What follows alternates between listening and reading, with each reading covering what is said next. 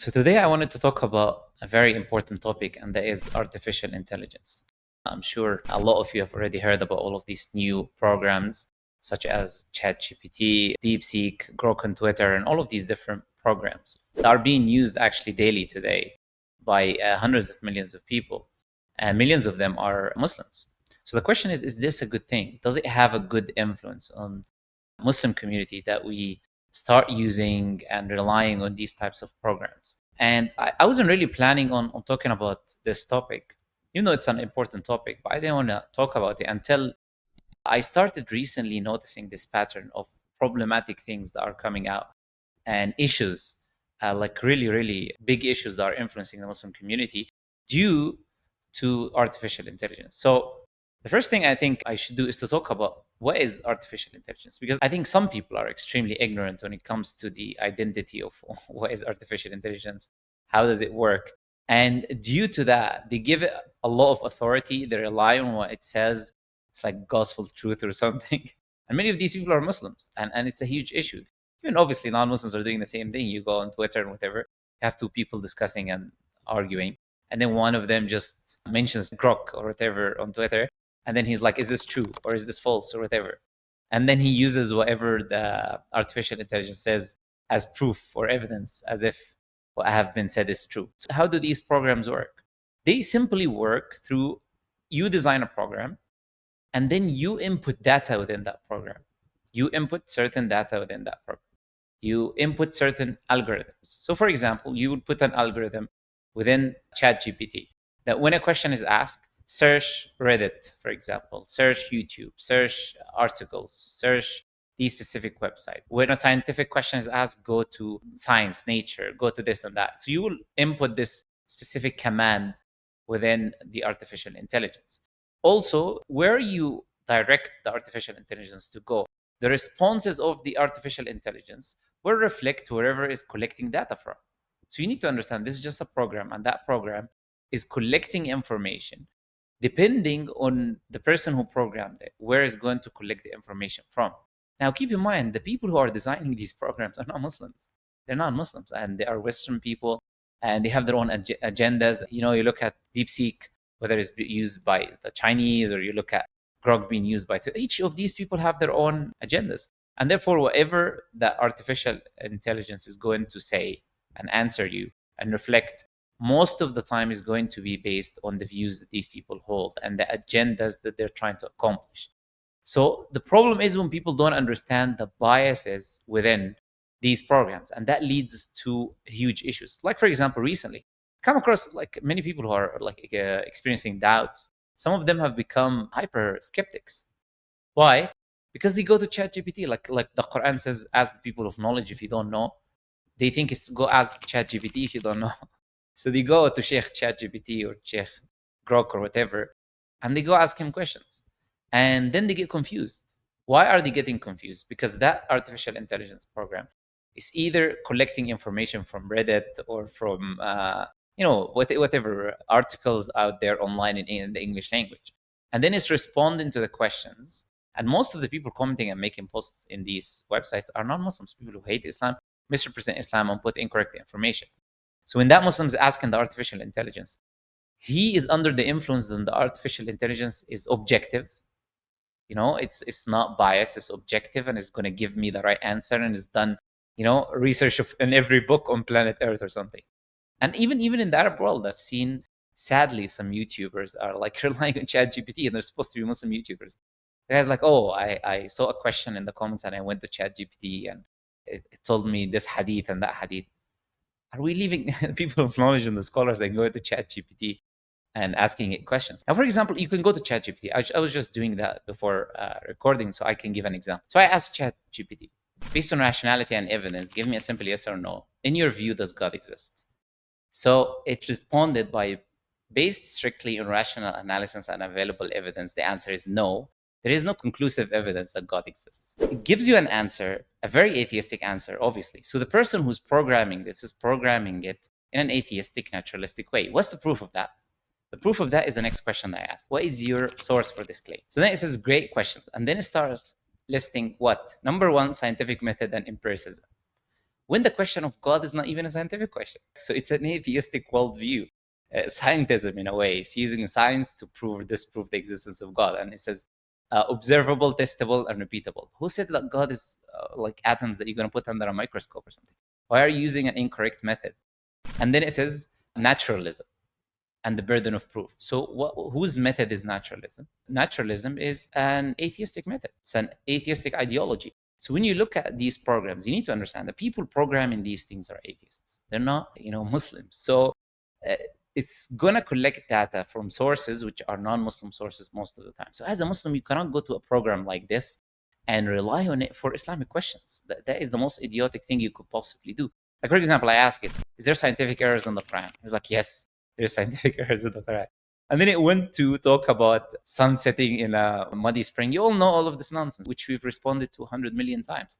But because it relies on non-Muslims, articles, Reddit, all of this nonsense, it comes back with a response reflecting whatever information it found online, or based on the person who programs it and inserts information into it, in which case this information is not going to be supportive of our views as Muslims. So the question is, should Muslims be using artificial intelligence? We're going to answer that in a bit, but should Muslims be asking religious questions to artificial intelligence? The answer is absolutely not. We should not be doing that. Now, not only do you have this problem of biases, which is based on data input into the artificial intelligence, but you also have a bigger problem. And that bigger problem is what? Is the fact that it cannot differentiate the context of the person asking the question. What does that mean? I'll give an example in the Islamic tradition. So in the Islamic tradition, for example, have someone coming to one of the Sahaba, whether it was either Abdullah ibn Abbas or Abdullah ibn Mas'ud, and then he was asked, can I kiss my wife while I'm fasting? So we know that intercourse breaks your fast. But can you kiss your wife while you are fasting or not? So he gave an answer to the person who was asking him, no. And then another person came and asked the same question. Then he said to him, yes. Now, so he gave now two different answers to the same exact question. And why? Is based on the context of the person asking the question. Now, ChatGPT does not ask you a question and collect information and know your context before it gives you an answer. Now, why did the companion give two different answers to the same question? Because one of them was an old man, so he can control his desire. That kiss that he can do while he's fasting is not going to lead him to doing intercourse, which can break his fast, which is a major sin. Now, the other person asking was young, so if he kisses his wife, maybe that will awaken his desire. Maybe it will lead him to do intercourse, which will break his fast. So, looking at the context here, different contexts. This person is old, this person is young, this person has more control over his desires, this person doesn't. It's the same question, but the answers are drastically different. So we need to understand the context of the person. Where are they at? So they're asking the question. You need to understand things gradually. You cannot just respond and give them answers like this. So you cannot rely on ChatGPT when it comes to Islamic knowledge and Islamic questions. You need to ask the people of knowledge, the scholars, the people of knowledge. You go to these people and you ask them about Islamic questions. Now, I mentioned like one issue, which is the bias as a negative thing in artificial intelligence, but there are other issues. So, for example, you need to understand that there is data collection taking place. Whenever you speak with artificial intelligence or whatever, it collects your data. Sometimes if you upload pictures, it will store your pictures, etc. And nobody reads the privacy statements or whatever and usage of data because it's massive articles and they make it like this so nobody reads it. So you need to understand that your data is also being collected and is being used and sold. So you got to be aware of that when you're asking questions or uploading personal information or data or whatever it is. It's very important. Other things, for example, is the age of deception that we're living in today. Even it happens often during my live streams where people are suspecting that the people I'm talking to are either using ChatGPT or whatever artificial intelligence to get responses so they can continue the conversation. Sometimes the video itself or the audio, you don't even know if you're talking to a real person or ChatGPT. If a person doesn't have his camera on, it could be just the audio is generated by AI. So now, and this is improving a day by day. You're all seeing it. And people have been spreading all of these different audios of different scholars saying, look, the voice of the scholar, and then saying, I'm not the scholar, I'm just an artificial intelligence, to be aware of incorrect and fabricated voice notes and videos that are being widespread. So we're entering an age of deception. So we have to be very, very aware and very, very careful as Muslims. In the future, we're entering this age in which some of the narrations mention, depending on its authenticity, that the person who's truthful people will call him a liar, and the person who's a liar, people will think he's truthful. And we're entering this age, and you can see how easy it's going to be for the Dajjal to deceive the people. It's already happening now. Now it's very easy for like a little bit of editing, and people are already buying whatever they're seeing and thinking this is absolute truth. So that deception is problematic. Also, the AI itself is trained on the arts of deception. I remember one time I was on Twitter and there was a comment, and then Grok responded to it, and it was on my post. And then it referred to me as a controversial figure that is not objective or something to that effect. Then I asked Grok, where are you bringing this information from? So it showed me some random Reddit post that is made by an atheist that is, depressed after he had a conversation with me and he hated his life. So he went and he made a post on Reddit. So it used that as a source to say I'm not objective or whatever, or I'm controversial, which is crazy. Then I asked Grok to correct this information based on the fact that this is just one source and is not reliable and we don't know who's saying this, etc. So Grok said yes. Then I ended up asking Grok the same question, but from a different account. So I wanted to see, does it update information? So it did say to me, yes, we have updated information. You go to the other account, it gives you the same exact answer that I gave you before. So it's being trained on deception. That's why sometimes you get it to apologize, you get it to say that it's wrong, you get it to do ridiculous things, because these are programs in the end, and depending on what they're programming them to do. If they're programming them to agree with you, they will agree with you, even if it's a lie. If they're programming them to disagree with you, they will disagree with you. So you need to understand these are just programs. They're not authority, not things we can use and rely on their answers. Now, most importantly, one of the biggest issues that are coming very soon from AI is control. And remember what I said to you about context, because they're already using artificial intelligence in YouTube, for example, to detect certain words that are being said that are not appropriate or whatever. And because artificial intelligence doesn't understand context, it can flag a video, it can remove a video, it can strike your channel. And that can be a huge issue. I have a friend who's has this payment system or whatever, and you had some artificial intelligence flagging one payment and it shut down the whole payment processor. It's a huge issue just because it incorrectly flagged one transaction. This artificial intelligence now is being used more often. So now it's replacing people. Now it's going to replace a lot of people in the future, especially in the electronic spaces. Now, when it does look at the future, what kind of future are we expecting? Now imagine, we can enter our houses. Imagine they put for each building or each house or the grocery store or the bank or any government institution, they just put this facial recognition thing that is based on AI, and they give you points as a citizen.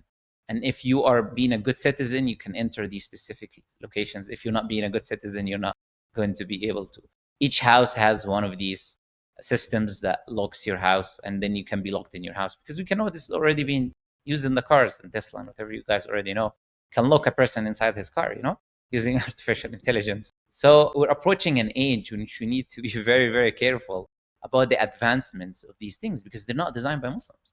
They're not designed by people who agree with you ideologically, which means that if this becomes something which has more and more control every day, it's only going to harm us as a community.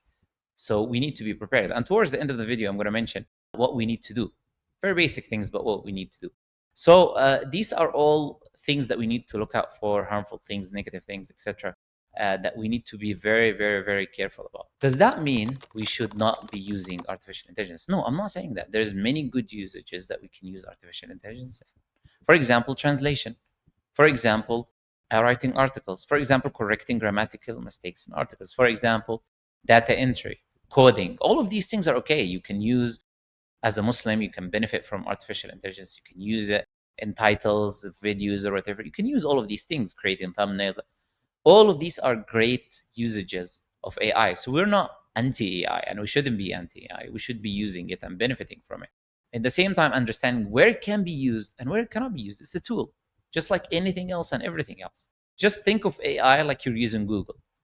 You're not going to trust a random site that pops up and you don't even know who wrote that website. Just think of AI the same, because it relies on all of these different websites to collect information. So always keep that in mind, that it is not a reliable thing for you to go ask medical advice from, or for you to go ask religious advice from, the very specialized fields. These things, for now, We need to focus on going and asking the people of knowledge and people of understanding, and not basing it on such AI models. So what should we do as Muslims? What is the thing that we should be doing? The first thing we should be doing is this timeless rule in the Quran. This timeless rule, which is miraculous, which shows you that the Quran is for every time and for every people and for every culture.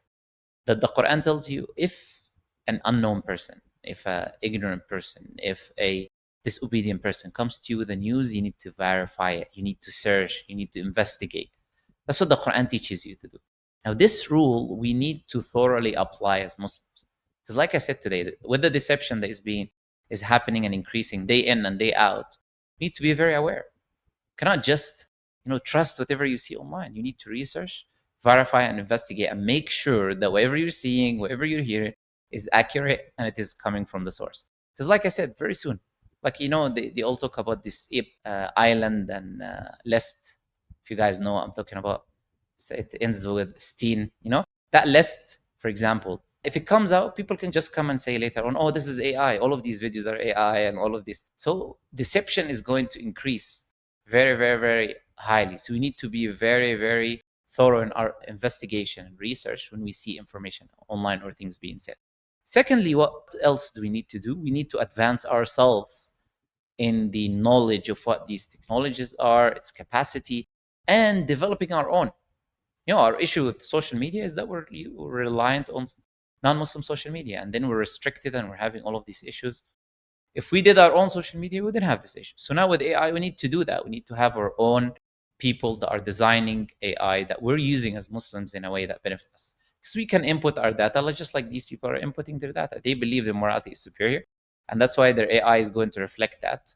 We can program our own AI as well. And we need to advance ourselves in preventative measures, ways that we can protect ourselves. So perhaps advancing these AIs, we can detect, videos which are AI from videos which are not AI. Probably is going to be very difficult, but that's something that we need to work on and try to do our best to advance ourselves in these types of fields so we can protect ourselves as Muslims and use that as a shield. Because, like I said, once these things are being used by these governments that disagree with your morality, that want to control you, then what else can you do? You're going to be trapped. If you don't have something to protect yourself, if you're not advanced, if you're not familiar and knowledgeable about these type of systems, times are going to be very, very difficult. And we can see, this advancement is probably leading us to some sort of a death of technology completely, and we're coming back to the old days. That's what it seems like it's going, because AI is replacing humans in, like as I said, all of these fields. So nobody knows how the future is going to be and what kind of influence that is going to be on human beings generally. And keep in mind, do not be a lazy person. Remember, Prophet Muhammad, peace be upon him, he said that ignorance will widespread, even though the Prophet, peace be upon him, said that writing will widespread. And you can see that now with AI. People are so lazy, they don't read, they don't investigate, they don't research. You ask a guy, did you do research? He said, yes, yes. And he just went and asked AI in 2 minutes, and he thinks that's research. That's not research. Research is that you do it on your own. You understand what is the primary source materials, you ask the people of expertise, etc., and you make sure that you're collecting the right information. Now, people are becoming lazy and lazy every day. And you as a Muslim cannot be like that. You need to be aware and understand that these things are limited. They have their own good usages. They have their negative and harmful aspects. And you need to be in the middle as Muslims, use it as a tool in the things in which it can benefit you, and then become more knowledgeable, advance yourself, and protect yourself from any harms possible. All right, brothers and sisters, inshallah, hopefully that is beneficial reminder for all of us. And the most important thing, like I said, as Allah says in the Quran, ask the people of knowledge if you do not know.